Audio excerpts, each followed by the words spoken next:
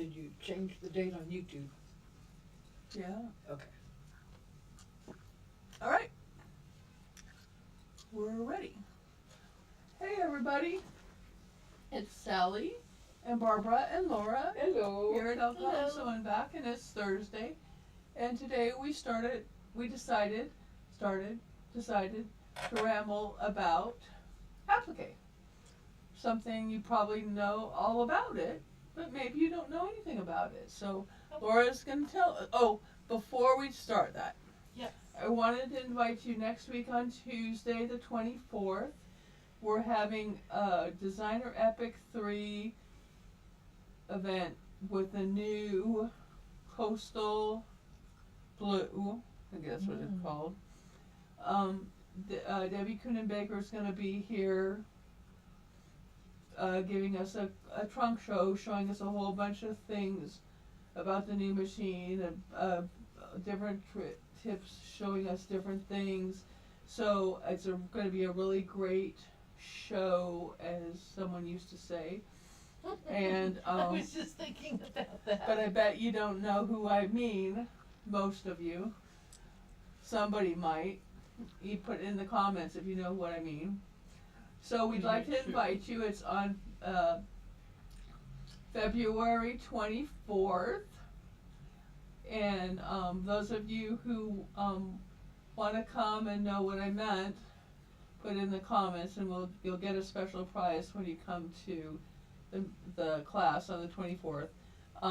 It's from 10 to 4. Includes a very nice lunch and prizes and all that stuff. So it'll be a great time, so don't miss it. You can either call the store and sign up, or put a message in this Facebook and sign up. I'll put the link in here right now, and we'll go from there. Go ahead, Laura. Okay.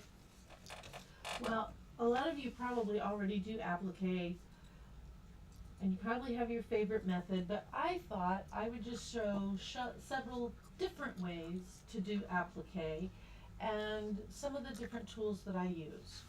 Okay, so I'm gonna go to 3, let's go here to 1.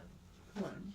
Okay, so first of all, these are some feet that I use. Oops. There we go. My favorite is the open toe foot for applique, unless I'm doing raw edge applique, and then I like to use the 1/4 inch foot that's on the machine here.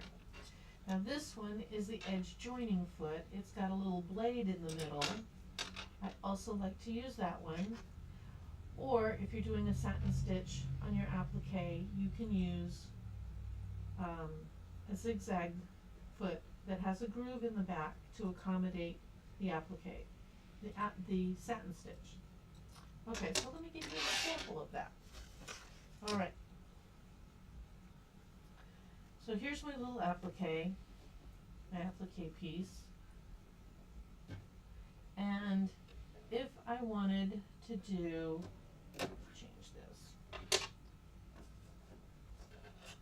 a blanket stitch or a decorative stitch, or any of that, I put my open toe foot on.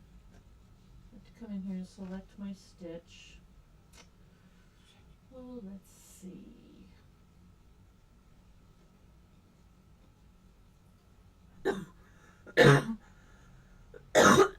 Pardon me. Okay, so this is just a standard blanket stitch. And my needle automatically jumps all the way to the right. Let me make sure it's going to clear the foot. And it is. Okay. So I find out where that needle is. I'm going to put the needle down. Now normally I would use glue stick or something to hold the applique in place, but this is a small piece. So I'm just going to stitch. My right hand needle penetration is going to be off the edge of the fabric, and then the left hand needle penetration is on the fabric. Now this is just a standard blanket stitch. This kind of gives a country look to the applique.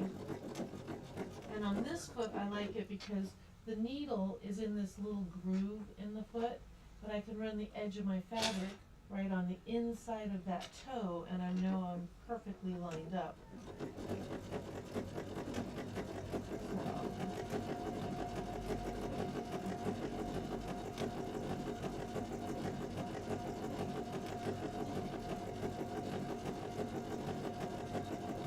Now when I get to the points, I like to stop.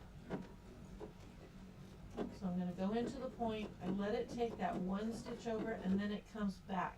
Now I'm gonna pivot and turn and go down the other side. I'll take one stitch across the side. It's gonna make its little dart. and then I That's because pivot it's a again. point. It's a point, right, Alright, okay. So I'm gonna choose. you're making a point. I'm making a point. You're Now always I'm making a lot of choosing points. The other blanket stitch, I have a couple of different blanket stitches on my machine. This one's a little bigger. Okay. And a lot of this- times people can adjust how big their stitches are, correct? Yeah, Yes. yes, you can. Okay, there we go. Now this one is lined up with the middle of the foot. So on the previous one, it was going reinforced on the outer edge, it was doing 3 stitches and then the little jag. This one's only doing 1. So, So it's closer to better. yeah. And you can make it wider or narrower. I find that the machine settings is fine. It Okay. depends upon the size that you're And now I can rotate. appliquing. True. Now, another one that I really like, let me just get over here.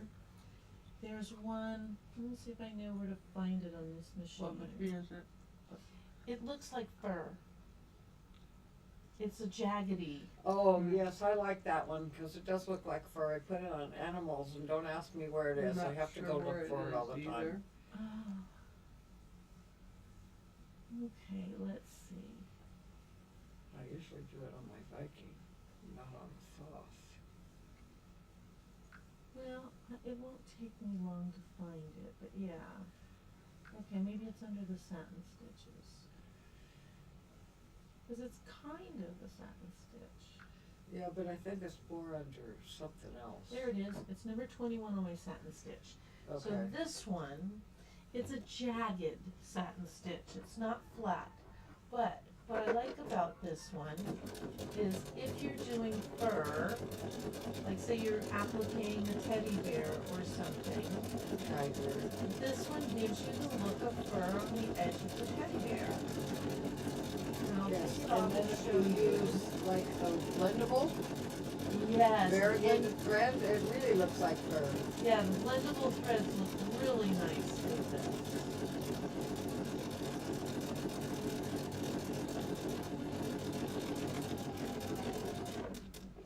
Okay, so the point is, don't be afraid to use decorative stitches to do your applique.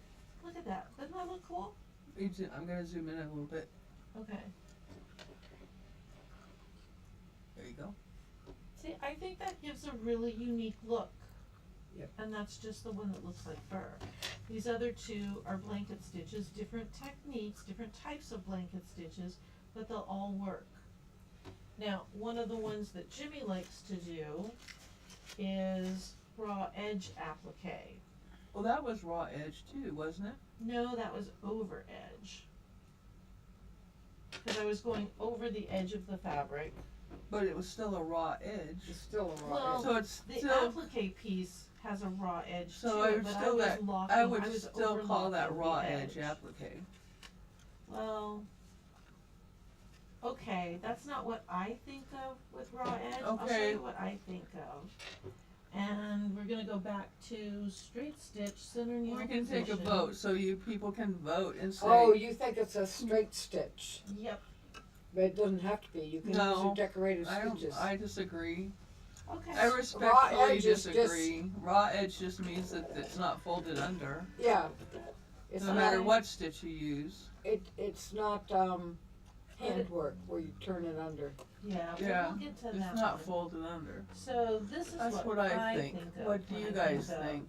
raw edge applique, and I'm just stitching right next to the edge. Now, this would be a good time, let me change feet here for Now, a who wants to second. do that stitch right in next to the edge? That's a pain in the. Well, this ARSE. is my least favorite way to No, do because nobody applique. does that. And the reason it's my least favorite applique is because I don't think it's as secure. You're not locking the thread in place. I'm gonna move my needle Oh, over. no, there's a stitch that you could use to. You can use a a double small, stitch. It's a small The little zigzag zigzag. with a, almost like a blanket stitch sticking Now out. see, I'm running the edge of my fabric. I'm still not over far enough. There we go. There we go. But I don't Okay. know what point. I don't know when I would just never do that. I don't do this one very often either because Because that's I don't not what think I it's call very raw edge secure. applique. well, this is what I've seen on all the instructional videos that I've taken. This is what they call raw edge applique because there is nothing holding down the actual edge. It's just stitches. I think I have one more stitch in there. Because you can see the stitching is, I'm about 1/8 of an inch away from the edge, maybe a 1/16 of an inch away from the edge. And the reason I don't like this one is because your edge will still fray, and if you've got any use out of your item, it can come out of those pretty easily. So it's my least favorite applique method. But I just. See, to me, I both of don't those think were that's raw raw. edge Yeah, to me. both of those. I agree. Okay. Just like one, and there was one, well, I don't think gave it that matters quote what away, but it was raw edge. I And I think it's did raw fancy edge. stitches on every single thing that I appliqued Yeah, down. crazy patch. Yeah, crazy Yeah, patch. whatever you kind could of edge you put on it.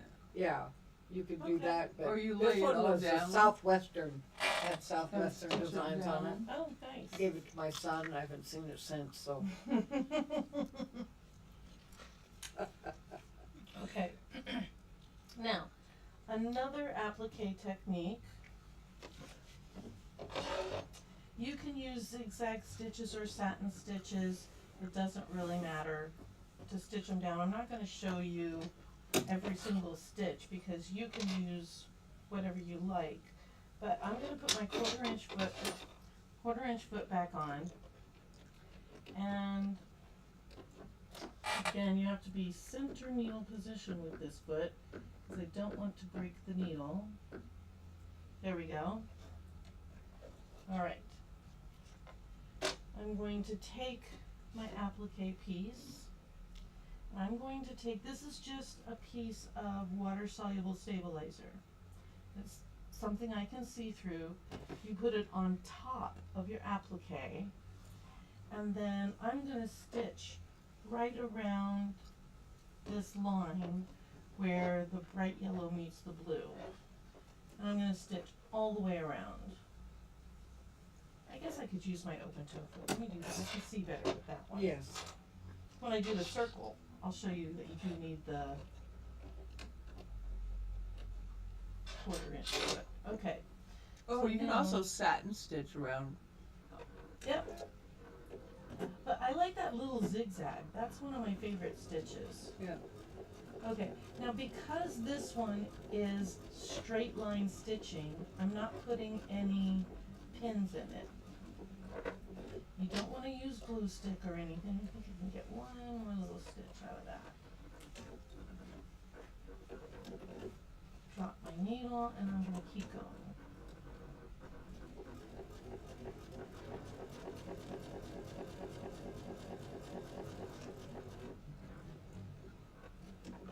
Perfect.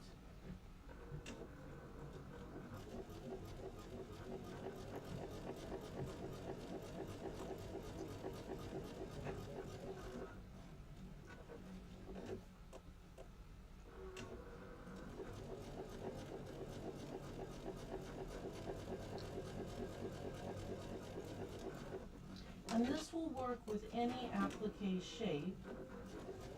This one happens to be, what is this, hexagon? I Yep. think this is hexagonal. Okay, I'm on the last side.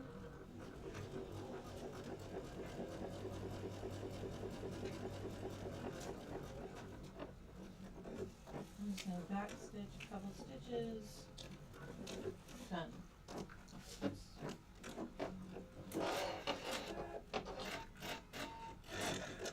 Okay, so trim my threads, and there I am. Now, I'm going to carefully separate the two pieces of fabric, and I'm gonna cut a hole in this lining, this fusible web.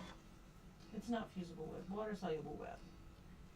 And I'm gonna, it doesn't have to be a big hole, just a little hole. And then I'm gonna turn the whole thing right side out, but before I do, I'm just gonna trim it. So, I'm just gonna trim it off to where it's roughly the same size as my applique piece, just because I don't want a whole lot of extra bulk. And if you end up trimming into your seam allowance a little bit, that's okay too. You don't wanna trim the seam though. Okay.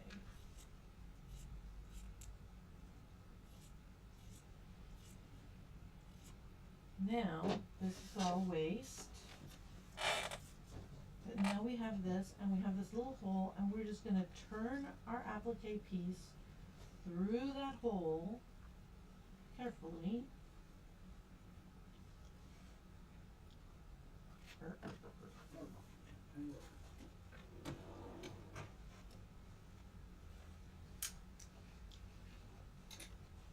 And you can use a turning stick or something like that to make it a little bit easier.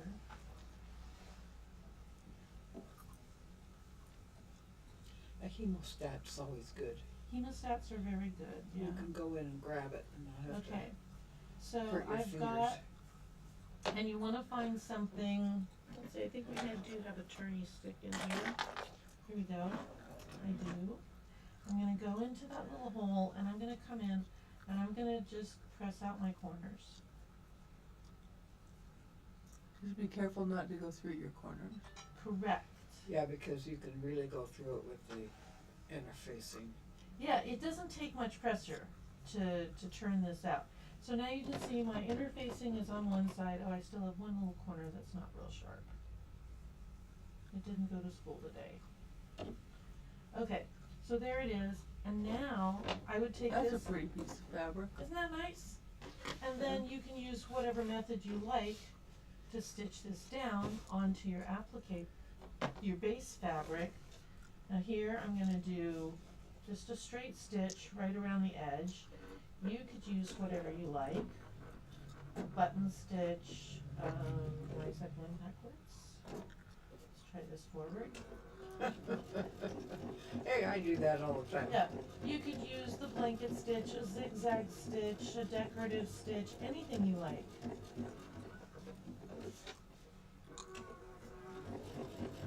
I'm not gonna stitch the whole thing, but you get the idea.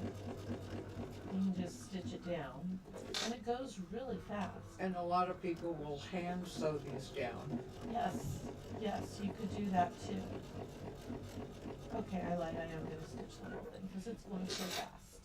Because if you hand stitch it, at least it's holding. You don't have to worry about keeping the fabric folded over. Right.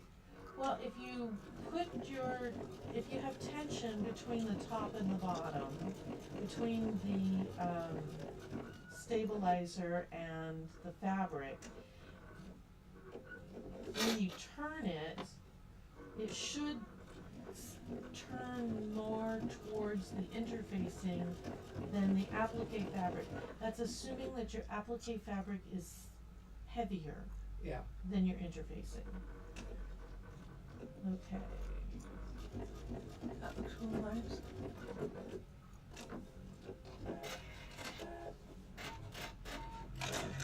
So see, really quick, and now you have a nice applique.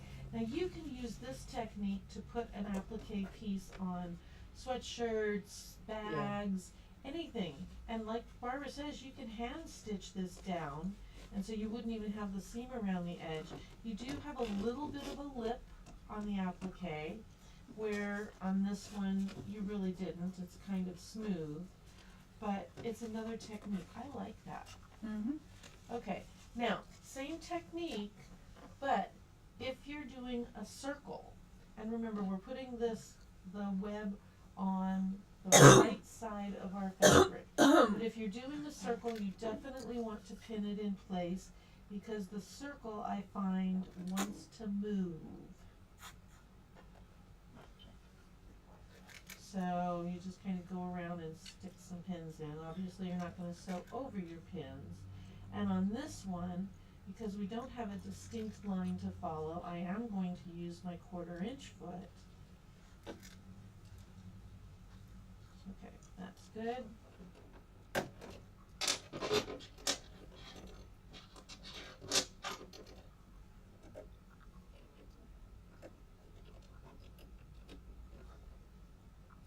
And then you just start the edge of your circle at the edge of your 1/4 inch foot. Yep, just double checking, making sure I'm just doing a straight stitch. This is a small circle, but this works with any size circle, and it works really well. It's kind of like the, Are you doing a 1/4 inch seam or an 1/8? Cause I I'm can't tell doing a from over 1/4 here. inch seam. Okay. And that would work well if you had a circular attachment. You could use that. Oh, too. yes, that would work really nicely. Yeah, that's especially if you were always gonna neat. do a lot of them. Yeah.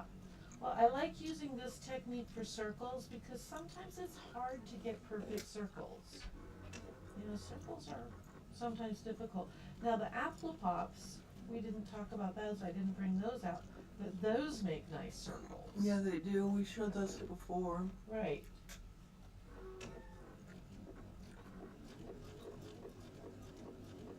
Okay.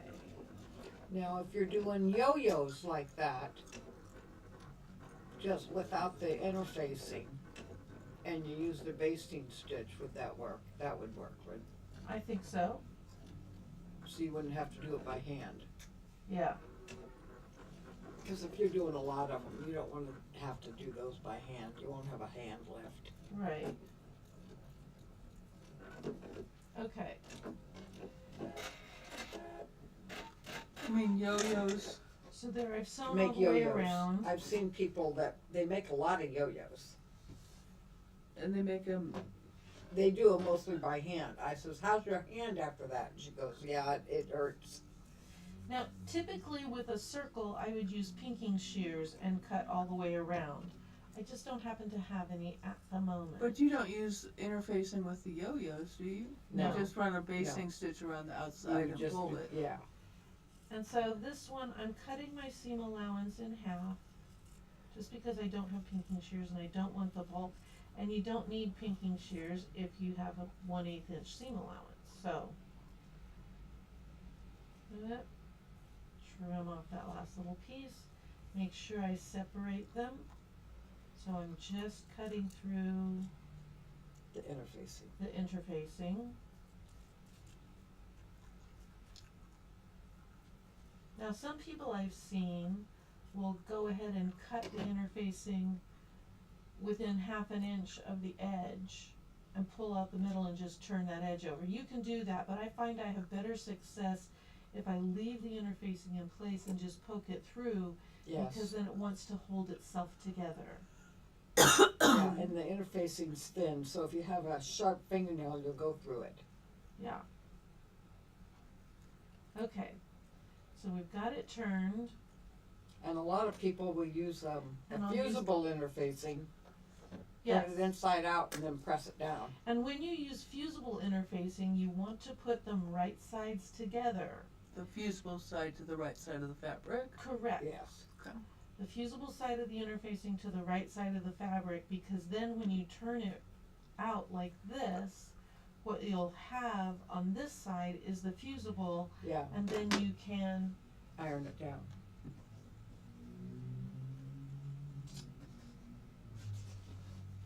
put it on your project and iron it down, but look how nice and smooth those edges are. Yeah. And you can stitch it down in any manner that you like. Okay. Another thing that we do in applique is called needle turn applique. Now this one, That's when you do hand work. that's handwork, yes it is. This is what I use for all my Hawaiian quilts.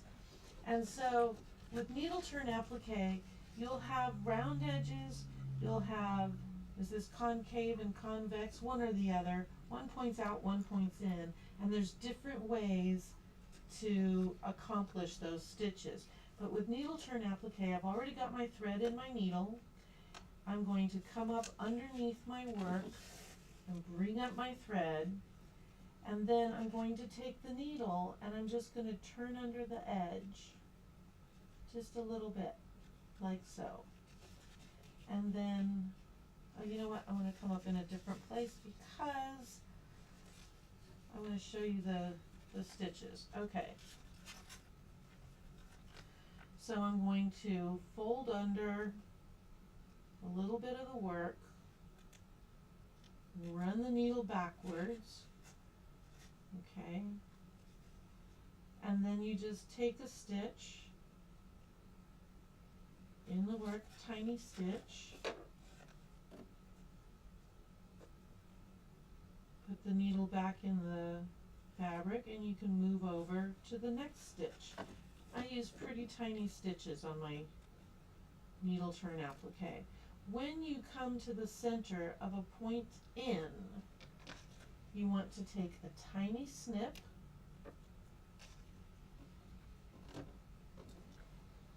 and bring that point, bring your needle all the way into where your snip was and draw that fabric back. Just like so. Don't worry about the other side yet. And then you're just going to stitch to the corner. So I'm just, it's kind of like a blanket stitch, but I'm right on the edge.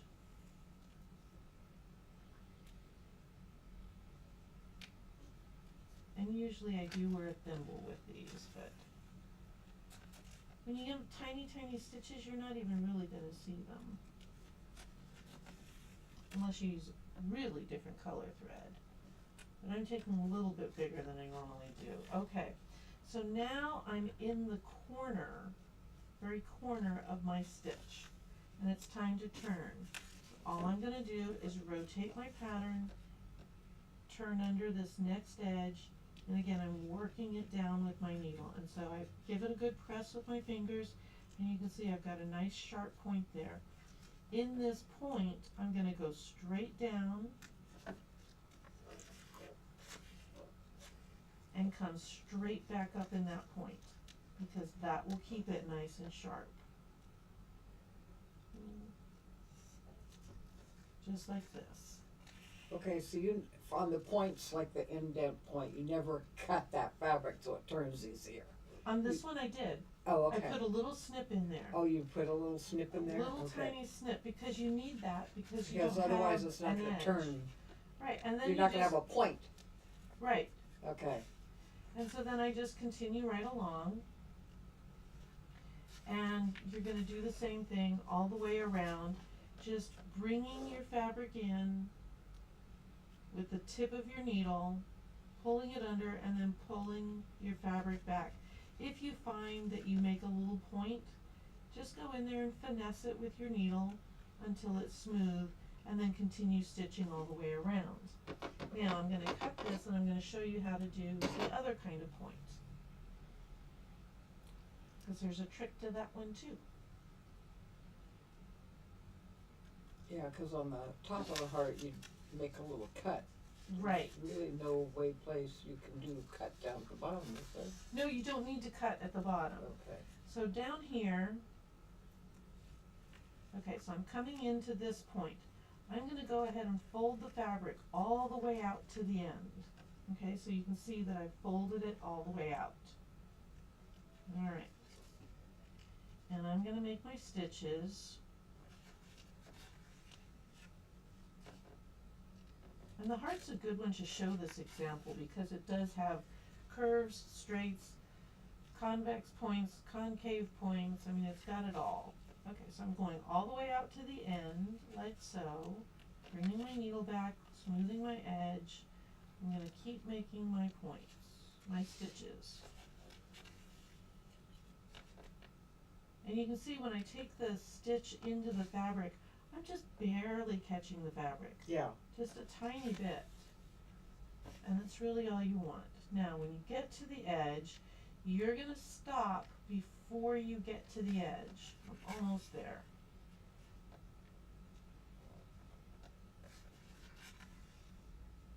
Okay, one more little stitch. Okay, so here's where I want to turn my edge. I'm gonna turn my work, I'm gonna take this edge, tuck it under what I have just done. Oh, okay. Okay, so it's tucked underneath, and I'm at this tip. You see, I just pulled that thread and it got that tip nice and pointy. I'm going to go out into the background fabric, one stitch, and then come right back up in that point To hold it down. to 'Cause make you've got- sure you have a point. Yeah, because See, you've now got, it has a pointy point.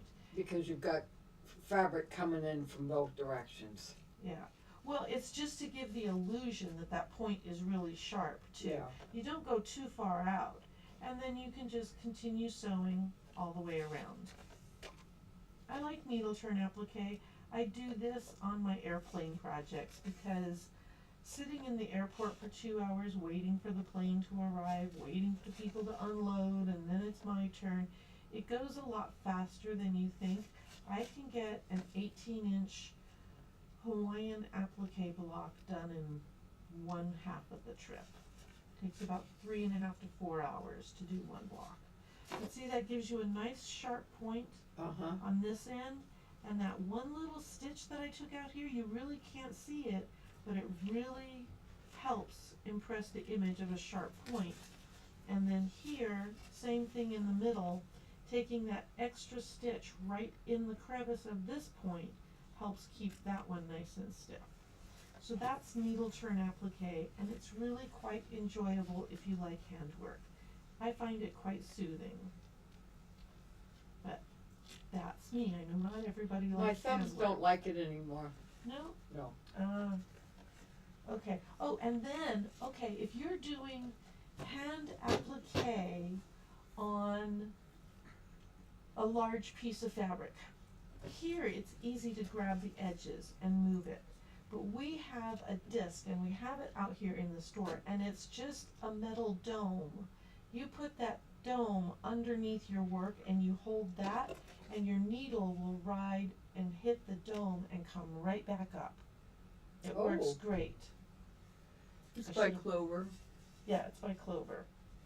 Alright, so that's needle turn applique, one of my favorites. Okay, the other thing we have is new, and it's exciting.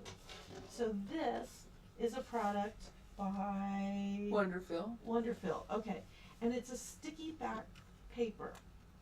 It's not a stabilizer, it's a sticky.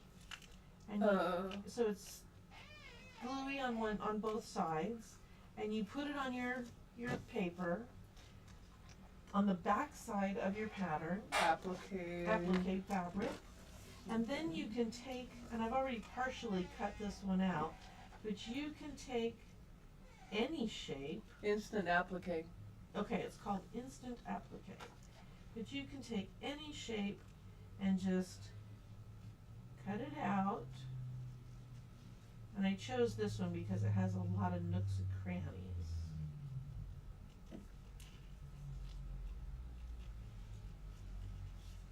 Okay. No, I didn't get this side. We won't tell anybody. I'll cut this one faster. So, because sometimes the appliques, like especially if you ever have done a McKenna Ryan pattern, those have a lot of nooks and crannies and hills and valleys, and you're gonna be cutting a lot. Now, what I like to use is my cutter. So we have a memento in the store, and you just tell it what shape you have or take an image of that shape, and then it does the cutting for you. So here's my piece that I want to now applique onto something. I'm going to take my applique fabric. Now I'm going to pull off the paper. You can see the glue, and I can put it wherever I want to, and it stays. It's not going to stay there as in staying if I wash the item. It's washable. It is washable. Yeah, it's wash away. Wash away. Yeah. Yeah. It dissolves. Right. So Goes it dissolves, away. it dissolves in water. But so you don't want to launder your item like this and expect Before the you applique to stitch it. stay. Yeah. But use any kind of Don't put applique it out in method. the rain tonight. Right. Use any applique method you like to stitch the piece back down to. Okay, now you don't iron this, right? Something like don't need cakes to in the iron it. rain. Okay. Can't be leaving any cakes in the rain either. Yeah. Oh, I just unthreaded my needle. Okay, I'm on in song references tonight. Cakes in the rain? Yeah. I don't know that one. Huh. Well, now you're making me think. I've warned you about that. Oh, why is this not? It doesn't like you? Is it getting caught? Yeah, it's the spool is getting caught on. Oh yeah, and it needs to have one of those spool caps underneath there, but I didn't put it under there. Yeah. Okay. It's okay, I'll just rethread it real quick. These machines are so nice to thread.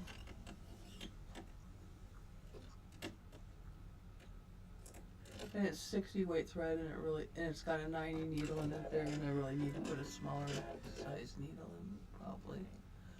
Does that have a pretty big eye on it? Mm-hmm. It does. Yeah, that's bad. Okay. So You shouldn't I'm have- gonna- If you have a thin thread, you should not have a big eye. No. That's bad. You'll cause thread shredding and bad form. So I'm doing a zigzag stitch, and I'm gonna make my zigzag 2.5 millimeters wide, or 2 millimeters wide, and I'm gonna make it 2 millimeters long. So, well, this is 2.1 by 2, but okay. And I like this stitch. This is one of my favorites. The right hand needle penetration is gonna be just off the edge of the fabric. This is just a standard zigzag, but I find I really like it. And when I'm going around a curve, I make sure that my needle stops on the outside of the curve, and then I pivot my fabric.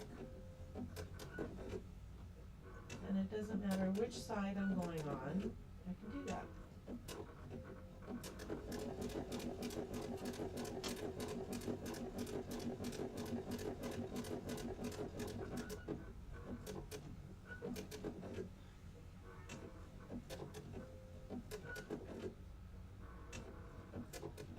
And I find I get the best results that way because then I'm catching everything, and if there's any overlap, it's little.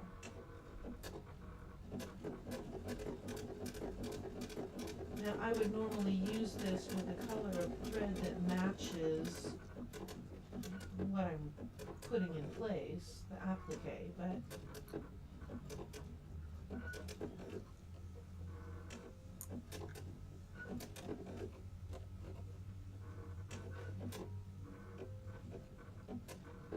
anyway, you get the idea. Just gonna go ahead and end it here.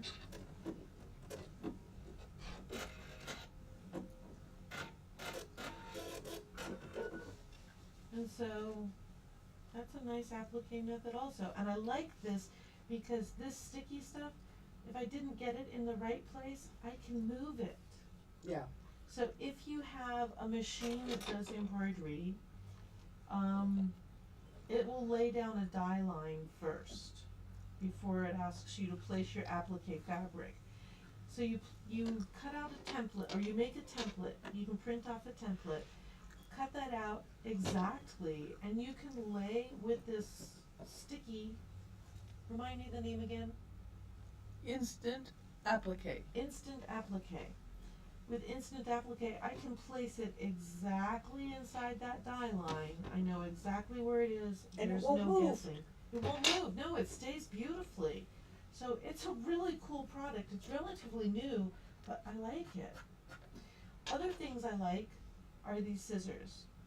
They have a bent angle, so if I'm working here and I need to trim something, it's very natural for me to come in here and trim the thread. Unlike if I was trying to trim the thread with a bigger pair of scissors, that's a little With the bit straight pair, it's hard to do. awkward on my wrist to Yeah. get down low enough to do that.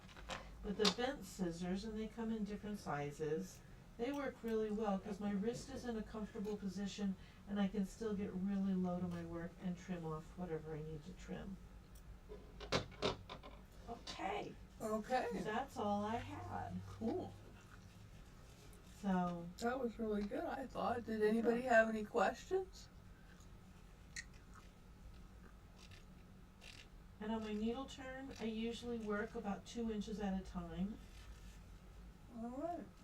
So, Well, we'd love to have you join us on Just Tuesday if you're available to come for the Epic 3 event on Tuesday the 24th. It's 10 to 4. is there a cost to It attend? is $25. Excellent. There'll be prizes and lunch.